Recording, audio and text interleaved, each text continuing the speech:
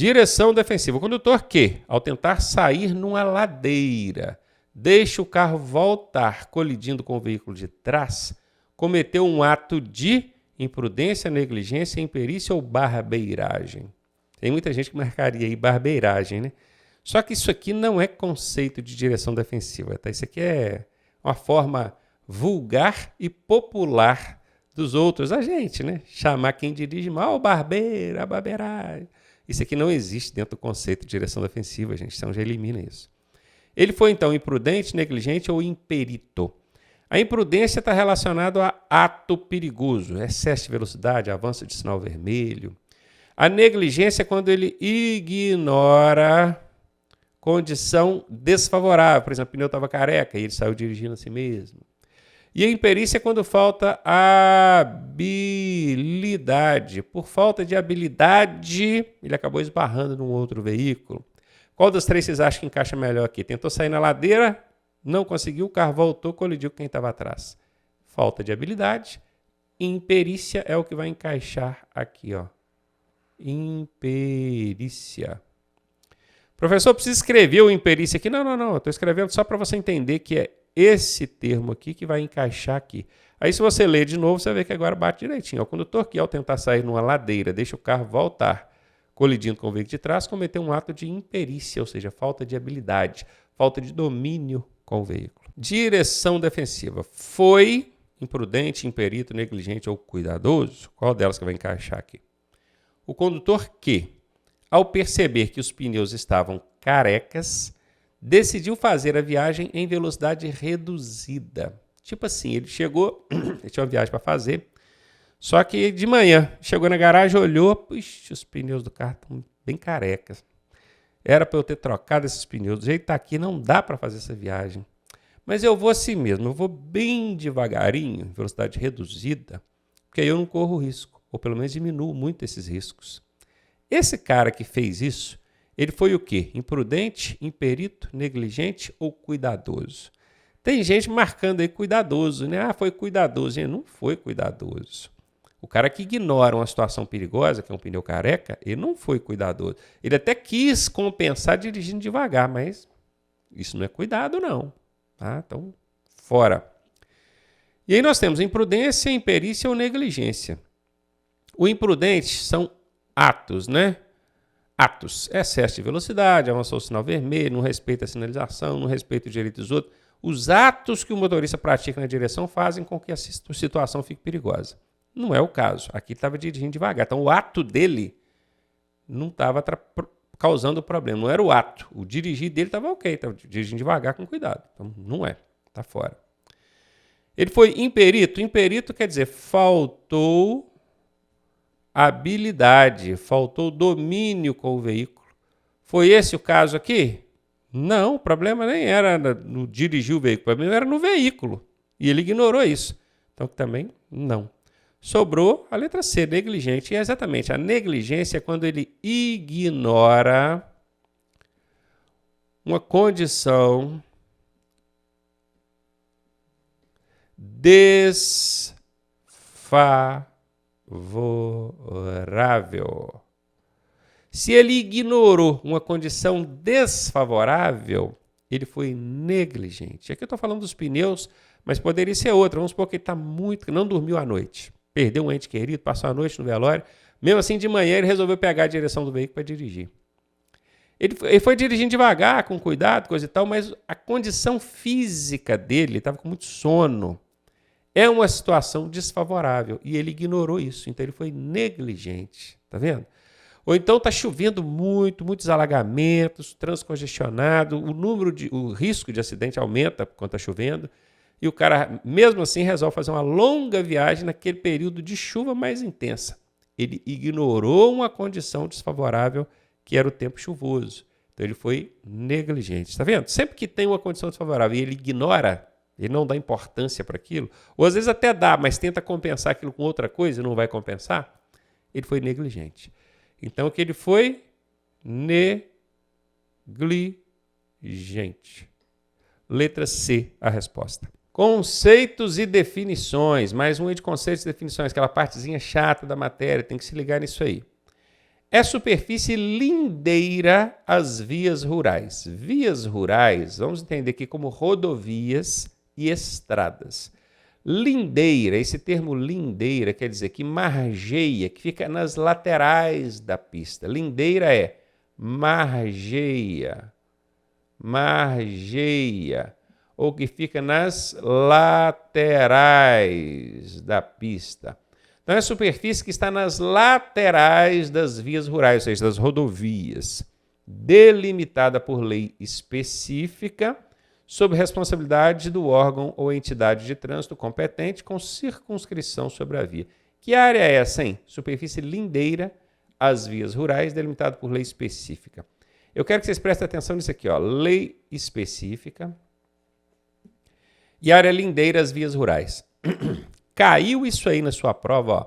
Área lindeira, as vias rurais, delimitado por lei específica, só isso, guarda só isso. Área lindeira, as vias rurais, lei específica. A resposta é isso aqui, ó. Faixa de domínio. O que é faixa de domínio?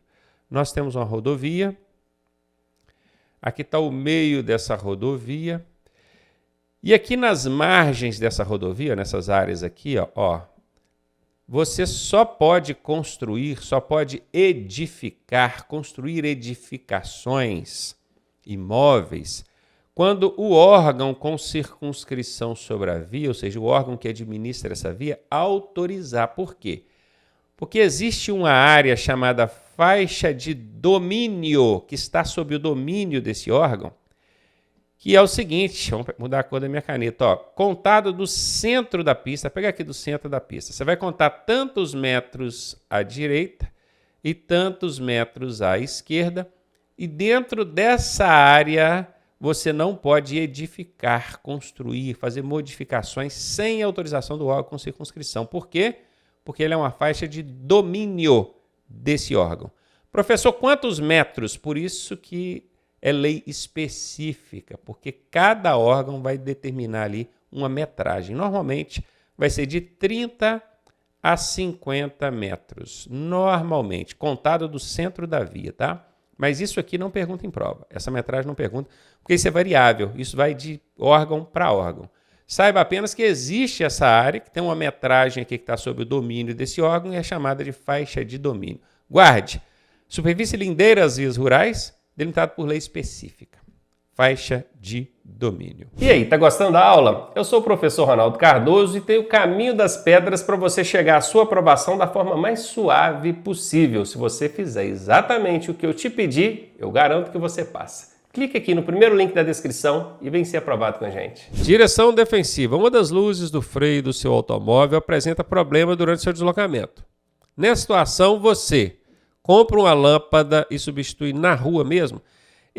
Fazer a substituição na rua, e eu vi que aqui o Detran colocou bem assim, na rua, não falou nem na pista, foi bem chulo mesmo. O que ele quis dizer aqui? Ele está nos remetendo àquela manutenção no veículo no leito viário, na via pública. Isso aqui, inclusive, é infração de trânsito. Não poderia. É claro, gente, que a depender da forma que você fizer, isso não vai chegar a causar um prejuízo para o trânsito, um risco. Mas, de um modo geral, isso aqui não é uma conduta recomendável, nem pela norma de trânsito, nem pela direção defensiva. Tá? Na rua, fazer manutenção no veículo, reparo no veículo, não. Procura imediatamente uma oficina de elétrica para substituição da luz? Sim. Esse imediatamente aqui é uma palavra que nos remete a imediatismo. Isso, de certa forma, não é bom quando aparece em alternativas.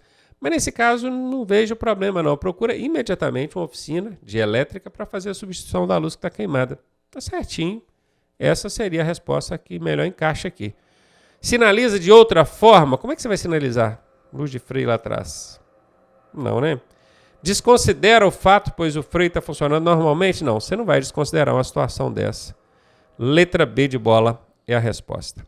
Mais uma de direção defensiva. Manter uma distância de segurança do veículo da frente é uma conduta que contraria as normas de direção defensiva? Ou seja, manter distância do veículo da frente contraria as normas de direção defensiva? Até porque direção defensiva nem tem normas, né? Direção defensiva não são normas. Não tem norma. Norma é dever, obrigação, não é? Direção defensiva, ela abre mão, inclusive, do dever, da obrigação, para poder visar sempre a segurança, o bom senso.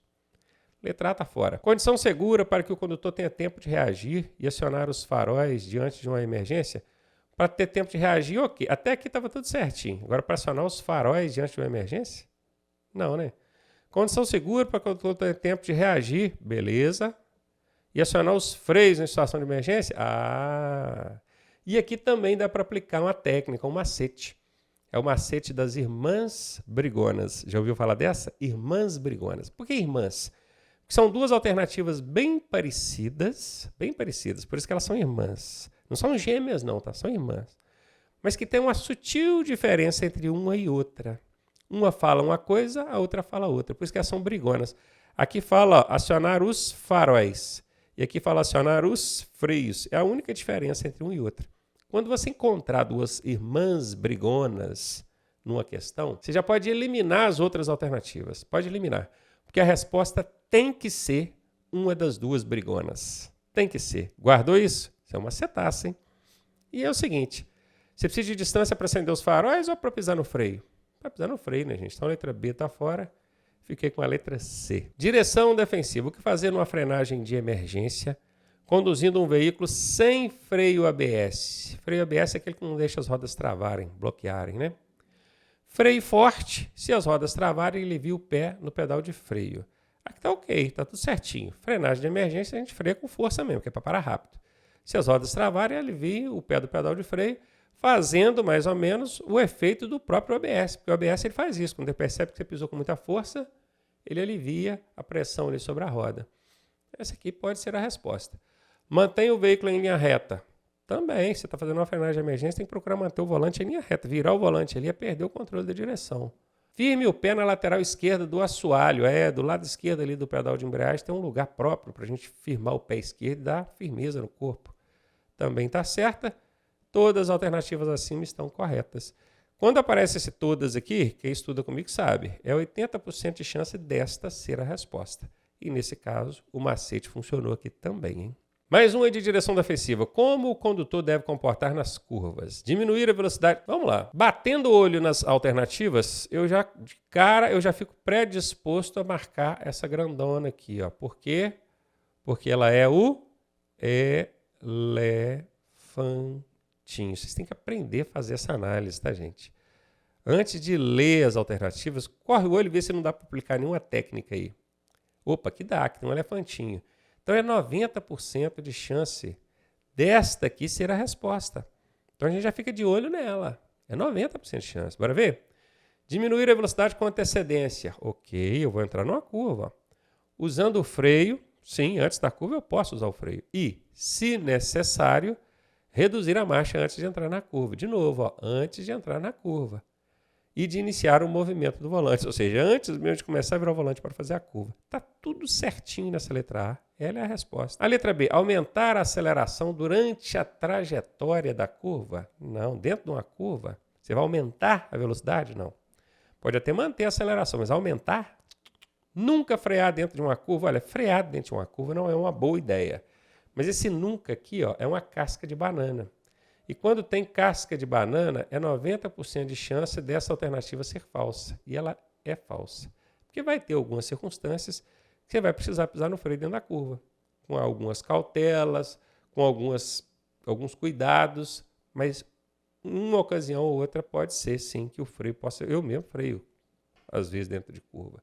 Depende da força que você freia, depende da velocidade que você está dentro da curva. Então, aqui, ó, nunca frear dentro de uma curva?